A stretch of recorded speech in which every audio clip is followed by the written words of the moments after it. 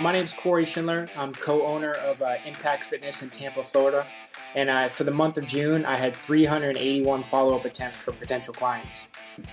Korey's reward for contacting those leads, get this, 51 booked consultations, 44 people showed up, and 41 signed up. Those are huge numbers. Impact Fitness made all 3 of our most recent top 10 leaderboards for marketing. You're going to find out exactly how on this episode of Run a Profitable Gym. I'm your host, Mike Warken, and please hit subscribe with my thanks. Now, quick brief. We track how many leads book appointments in gyms. That is your set rate. We track how many of them show up. That is your show rate. We track how many of them buy something. That is your close rate. Excellence in all 3 areas shows a slick marketing funnel that fuels an A-plus gym. Korey built one, and he's going to help you improve your funnel today. Are you ready to roll, Korey? Absolutely. All right. I'm blown away. I love that stat, 381. I think that's such a cool thing because our marketing experts always say, if you follow up, you'll make more sales. You are the proof of that. But what's the one thing, I'll ask you, what is the one thing that contributes most to these great sales numbers? So it's something I picked up in college. I have a door-to-door background. So I've done direct sales for about 10 years before and while I was kind of owner of the gym. And it's sticking to a script. So regardless of what step of the sales process I'm in, I have a script for what I'm going to say. And I just focus on, like I used to do when I did door-to-door, on moving people to the next step of my sales process. So that was my focus, was not to sell someone on my product or service. It was just to move them through my sales process. Okay, so someone out there is listening and saying scripts feel robotic and I just like to wing it and so forth. Why does the script work for you and how do you make it seem natural? So it's just something I picked up from doing door-to-door. The biggest thing that can hold you back is lack of repetition. So before every single sales consultation, I role play with myself, with my staff, just so that everything's crisp. And I practiced it hundreds of times before I ever, practice it on a live prospect. To this day, you still do that before sales consultations, all that stuff. After 10 years of experience, you're still rehearsing before you go down a call. Oh, absolutely. And another thing that I do is it kind of works out that my mentor for Two Brain is Nick Habich, and Florida man. Yep, he has the No Sweat Intro script modules on the toolkit. So I usually watch those. I go through a couple role plays of my closing script, and then I'm ready for the No Sweat Intro. So why does the script work? Why does it work so well? I think the biggest thing is just confidence in it and understanding that you got this person's contact information regardless of how the lead came through. They're interested in your service. They're interested in sports performance for their younger athlete, which is what we focus on. Mm-hmm. So focusing on that as opposed to making it awkward or being a cold call or anything like that makes it a lot simpler and a lot more fluid when I go through kind of going through the sales process. Listeners, I'll just break out 2 things for you. Korey follows up with leads a lot. 381 was the number that he put out. Are you following up at all? Is it over 10 times? Follow up with leads quickly. Do it regularly. Keep contacting until you get in touch with the person. The second thing that he's doing, he is rehearsing and practicing. Even after a decade of sales experience, he is making sure that he's ready for all scenarios. He's got a script that's been tested, that's data backed, that we know works, and he's using that to make sales. It works. Try those 2 things. If you are not contacting leads, if you are not rehearsing things with a script, you are losing sales. 100% guaranteed. Korey, let's dig into your funnel. So you mentioned a couple of things here. You have an interesting business going on. I love it. Who are you targeting and how? Yeah, so our client avatar is called Sports Mom Susan. I love it. It's a sports mom with 2 to 3 kids that play travel sports, and they're coach for playing time reasons, for injury reasons, has directed them to get some outside strength and conditioning. And that's what we focus on. So we really we have a marketing mix for the areas of our funnel from the top. So we work on a lot of referrals, organic referrals from talking to the members that we have, as well as siblings and parents of the kids that we're training.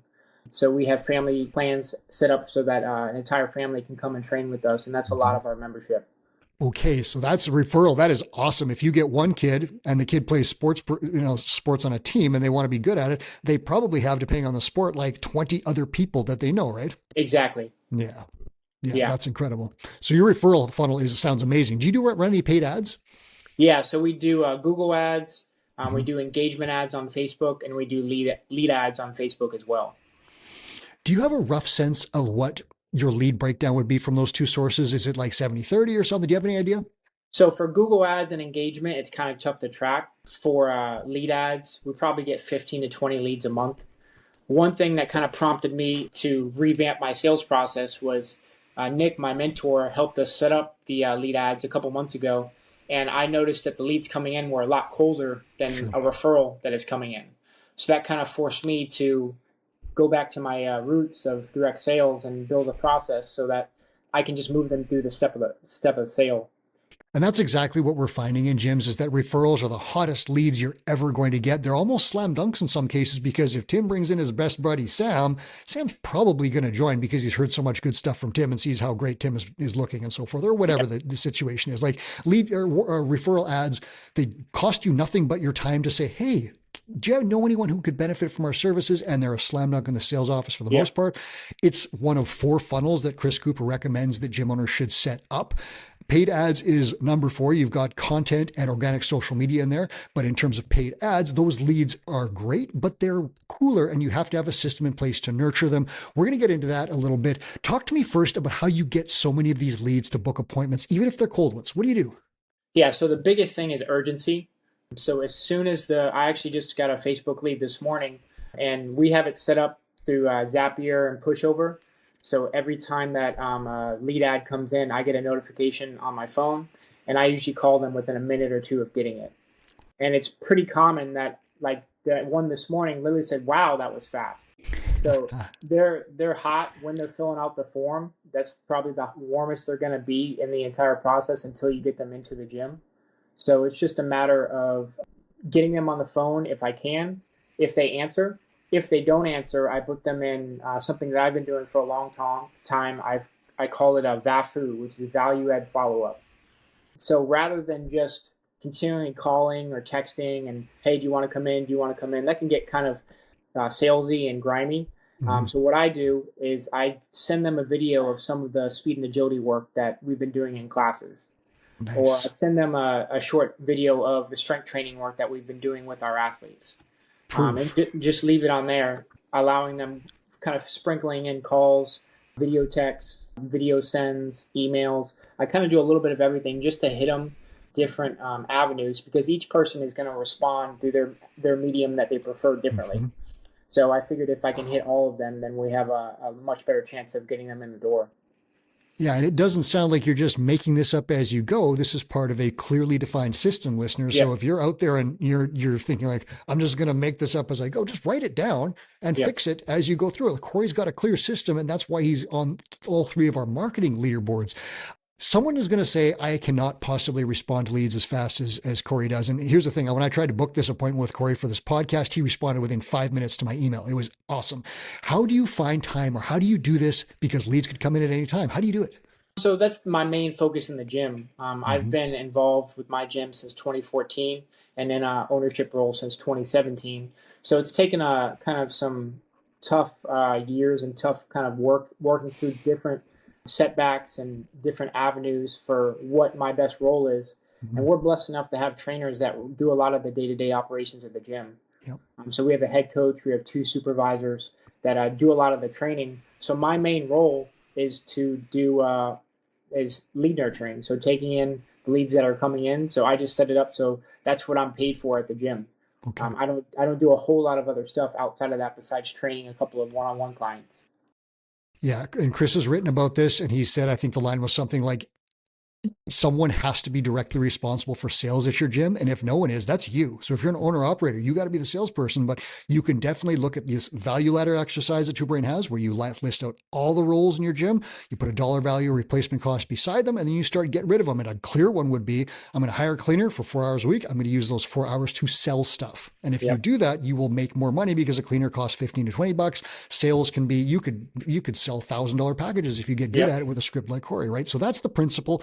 And we're not going to dig into that because we have other shows on it, but that is the exact principle Korey is living it, where he is focused on sales in his gym. That is his job, and that's why he's so good at it. Tell me, how do you get people to show up? Because this is, especially when we've got those cold leads, it's hard to do, but you're getting people in the door. How do you do it? Yeah, so it starts with the mentality. When I call them, the only reason I'm calling them is to set up an NSI. It's not, yes, I'll answer questions, but I really don't like to go over pricing too much. Right. I'll answer one of their questions and I'll immediately go into my script for getting them in the door.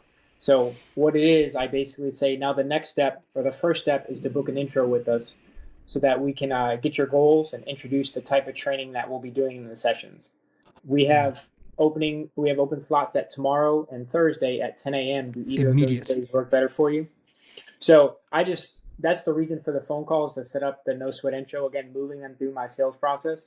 And I give them a reason for setting up the intro, and I give them a couple of options as an option close.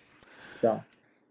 Okay, so there's lots of stuff there, guys, that we'll unpack. And the first thing is that, like, Korey's sole focus is getting these people into the gym to talk. Do you ever, I'll ask you this before I go further, do you ever close sales on the phone? I get a lot of information from the phone, but most of the time, if they're colder leads, we do a little bit different for the no sweat intro process than what normally goes on, which we can dive into. But it's pretty rare that I'm able to close someone over the phone, just because of they may come in interested, but just showing them the gym and getting the atmosphere is what we like to do. Okay. And listeners, one of the reasons we're going to dive into this in the next section, but Korey is not selling to his clients. He's selling to the parents of those clients. Yep. And that's a really interesting thing that we're going to go over in just a second. So we'll qualify that. But the other thing that he did is he's got availability right away. Can you come in, same day, tomorrow, Thursday, whatever? It's very close.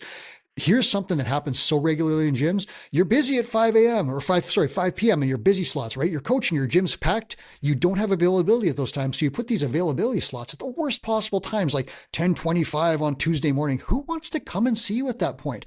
You have to have calendar availability. And I'm guessing, Korey, that you, because you're the sales guy, you keep slots open so that you could book someone, say, in like this afternoon if you needed to. Yeah, exactly. So the most common thing we do is 3:30 or 4:45 in the afternoon. Right. Perfect. And I pretty much I take everyone through the first workout in the NSI, so I keep my calendar pretty open to be able to do that. Yeah. So the huge lesson, you guys, is have calendar availability open like ASAP. And, Korey said this, like they're warm at the beginning. They cool off the further they get from that initial sign up into or jump into your funnel. And there are so many ways for them to fall out of the funnel. There's your competitors, there's boredom, there's chips, there's beer, there's all these other things that distract them. If you keep them going fast, you're much more likely to close sales. I'm going to give you this one example. I recently tried to book a service. I researched online who are the best in the area. I got into 2 sales funnels. One called me back immediately and I am engaged with that person. The other one has not called me back, even though they were rated higher. Who am I going with? Choice is obvious. So you're working hard, you're contacting people, you're getting them to show up. Now talk to me about how do you run consultations and close sales? Because this is interesting because you've got a very specific niche that you're into. Yeah, so our no sweat intro process is a little bit different. So basically what we do is they come in, I usually greet them by their name because I set up the appointment. Yeah. And then I tour them of the gym. I answer any questions they have.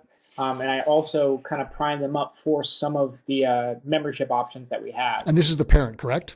Yeah, this is the parent, usually with the athlete. So we're walking through the gym. We're going through how the classes are laid out, the order of operations of things. So we'll do about 5 to 10 minutes of flexibility, then about 20 minutes of speed agility work. And then I walk them to the weight room, show them the weight training. I overcome their common myths of weight training and youth stumps growth in kids. I kind of equate it to what they're going to be lifting and the fact that everything's coached and supervised. And then we go through what we call a ramp workout.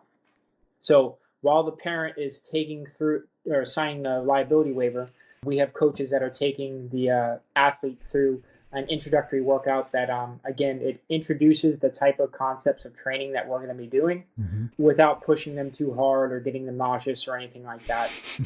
We've just learned from experience that it's a lot better this way rather than pushing someone so hard their first time, never having trained like this before, and then end up throwing up or feeling nauseous or anything like that. I've done it. Yeah, and so that's what we start with, the tour. We go through the ramp workout. And then usually what we'll do is I'll walk him or the athlete and their parent back into the office. We'll close the door. I'll have them sit down on the couch. Sitting down is super important for closing. And I'll ask them a couple of questions that are kind of priming them to say yes a couple of times. In sales, one of the biggest thing that you can do is to get the prospect saying yes before the big yes comes. So what I do is I ask, do you think workouts like that would help you achieve the goals that we talked about? Yep. Yes. And then I go through the different group training options that we have, and I suggest which one I think would work the best for them. And so a big thing that I got from Nick's videos on the toolkit is not getting settled up on the price. So once I go through the price, for instance, this is what I'll say. Based on your goals, I would recommend group training with us 2 times per week. The way the membership works is it's $185 for the entire month. The next step would be to schedule their next workout. It does seem like this time slot works for your schedule. Would you want to get started Wednesday at 10 a.m.? So when I ask it like that, if they give me a yes to the date that they're scheduling, they're saying yes to the cost. So it just makes it a lot smoother and a lot more gradual cooling or heating up of the sales process, so that when they're ready to close, if they tell me that they're ready to schedule a second workout, that's an indication that they're ready to close, and I'll close them right there. Wow. So this is greasy. And I don't mean that in the slick used car salesman kind of way. I mean this in like, this is a very smooth process where people are coming into your gym and you're making it so easy for them to slide right into place.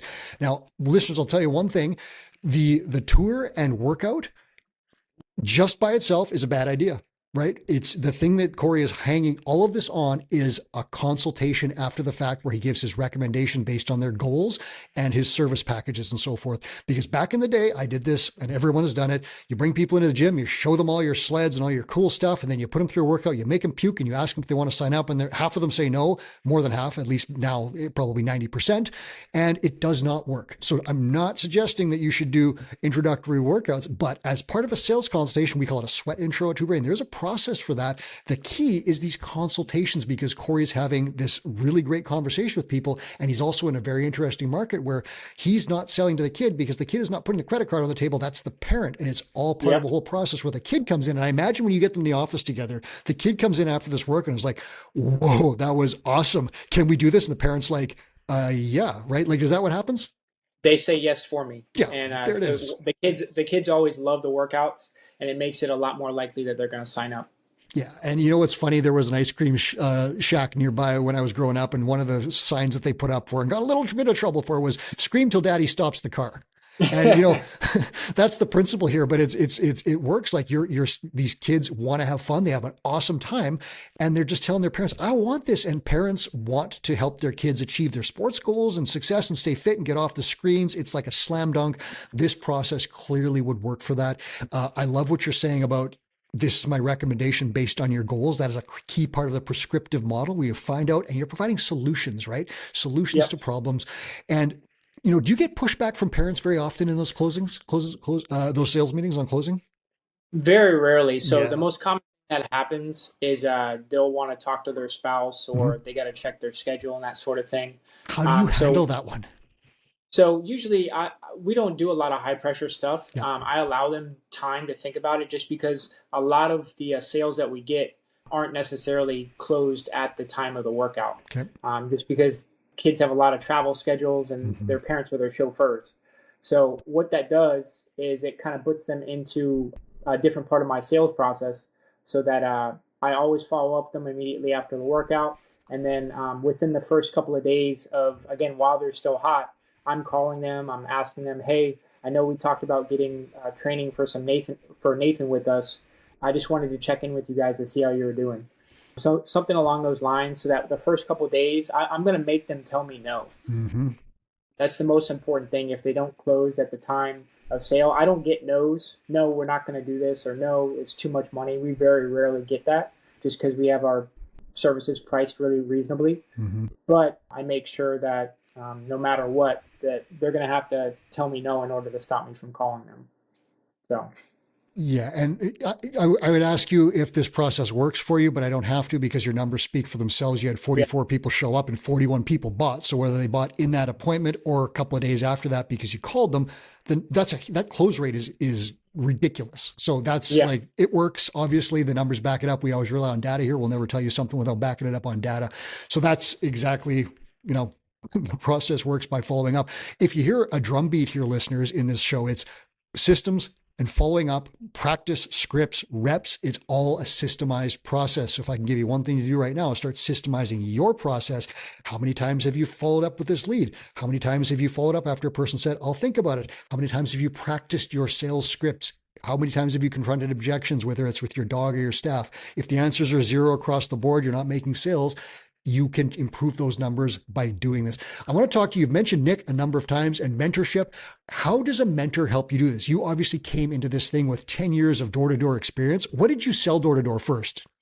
So security systems. So it's, okay, there you go. Yeah. So it's by a company called Vivint. They're owned by NRG now, one of the largest energy companies in the world. So you did. Oh, go ahead. Pardon me. I was just going to say So I went to school for exercise science. I have an exercise science degree from USF in Tampa, and they didn't teach me anything about being a business owner. I learned the technical aspects to get my CSCS for certification, so I felt super confident in that. But it was really the direct sales and the door-to-door that allowed me to flourish and not give up, because it was pretty dark when I first came on for ownership about 8 years ago. We didn't have any systems in place. We didn't have a whole lot of stuff going on, and it was tough to kind of pull us out of that hole. But I know we were talking about the numbers from May, but we just had June was the largest month in revenue that we've ever had as a company in 13 years. So, and that's just testament to the quality of our trainers and the systems that we've put into place to make sure we have the right people on the right seats in the bus, and have those people focus on those things that they're really good at. Yeah. And back in the day when I started gym 2011, 2012, you could get away with being terrible at sales because I was selling a unique product in a giant market with one other competitor. And it was a slam dunk, even though I was terrible as a gym owner and as a salesperson. You can't do that anymore. Intensity has been commodified. All this, everybody's doing fitness. You have to do it properly and you have to know how to sell stuff. Talk to me about mentorship. Again, you did this for 10 years and you've mentioned a lot of stuff that Nick's helped you with. What did the Two Brain system and Two Brain mentorship help you do and make and refine yourself as a salesperson? So the biggest thing with the monthly meetings that we have with Nick is to address one problem that we're having. That's really all the time that you have. And we've had coaches in the past that got us to a certain level and then we kind of plateaued. The biggest thing is making sure that we're coming to those monthly check-ins with our mentor prepared, so that my business partner and I have something that we need to work on. It actually happened a couple of months ago that all this kind of came about for me setting up lead ads, because I was a little bit concerned that our closing rate was down. So I asked Nick about it, and he said, listen, man, I've never been concerned with your closing rate. You just need to get more leads. So it kind of was the impetus for us setting up lead ads, us getting colder leads coming in the door and realizing I needed to revamp the process, what I'm responsible for. I need to revamp the sales process to make it so that it's a lot more fluid and a lot more structured. So just coming to Nick with one problem a month, and having him listening to his advice and his experience and immediately acting on the advice that he gives us has been integral in where we're at now. Yeah. So you just laid out one of the greatest examples I've ever seen of talking about how the mentorship process with Two Brain is that you figure out what's wrong or the biggest problem in the business, the one thing that you need to work on, and then you hit it right away. And then you move on to the next thing and you do that in succession over and over again. And you don't stop doing the things that are working. You fix the other things. So like the example you said, you looked at your funnel and you analyze your funnel and everything, set rate's good, show rate's good, close rate outstanding. What do you need? More leads, because everything is perfect. You would not get more leads if your show rate sucked. Like that'd be just a mistake, because then you're buying all these leads. They don't show up. Like it's just a waste, right? So we're analyzing the funnel, and this works for every other aspect of a business, not just marketing. What is the problem? How do we fix it? Take these steps. Did you take these steps? That's the mentor providing accountability, and then systemizing it, moving on to the next thing. And you just keep doing that over and over and over again, and businesses gain momentum and spiral up. Is that an accurate description of what you've been doing? Yeah, 100%.